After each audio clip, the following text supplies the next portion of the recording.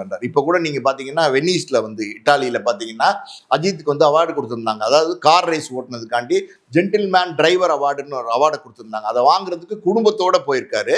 குடும்பத்தோட அந்த அவார்டை போய் வாங்கி சந்தோஷப்பட்டாரு. அதே மாதிரி பாத்தீங்கன்னா ஷாலினியுமே ஒரு ட்வீட் போட்டிருக்காங்க. இப்பெல்லாம் அஜித் வந்து எங்களுக்கு நிறைய டைம் கொடுக்குறாரு, ஃபேமிலியோட நிறைய டைம் ஸ்பெண்ட் பண்றாரு அப்படின்னு சொல்லியிருந்தாங்க. ஸோ மொத்தத்துல அஜித் வந்து பல விமர்சனங்கள் அஜித் மேல இருக்கலாம். ஆனா அஜித் அவருடைய பாலிசி பிரின்சிபல்ஸ் அதை வந்து கடைபிடிச்சு போற ஒரு நடிகரா சிஸ்டமேட்டிக்கா போகணும்னு நடிக்கிறார் சார். என்ன தப்பு இருக்கு? நான் கேட்கிறேன், என்ன தப்பு இருக்கு? எனக்கு இதெல்லாம் நான் ப்ரமோஷனுக்கு வரமாட்டேன்னா வரமாட்டேன் அப்படின்னா வரமாட்டேன். அதை வந்து அப்பப்ப மாத்திக்கிறவங்களுடைய மனநிலை. அது அப்படி மாத்திக்கிட்டு வந்தாருன்னா நம்ம அங்க விமர்சனம் பண்ணலாம். எப்பவுமே மாத்தல. ரசிகர்கள் மன்றம் வேண்டாம் அப்படின்னாரு. ரசிகர் மன்றம் இன்னி வரைக்கும் கிட்டத்தட்ட பாத்தீங்கன்னா எனக்கு தெரிஞ்சு 20 வருஷத்துக்கு மேல ரசிகர் மன்றம் இல்லாம தான் போறாரு. ஸோ அவருடைய ஒரு சம்பளம் அவர் கேட்கிறாரு.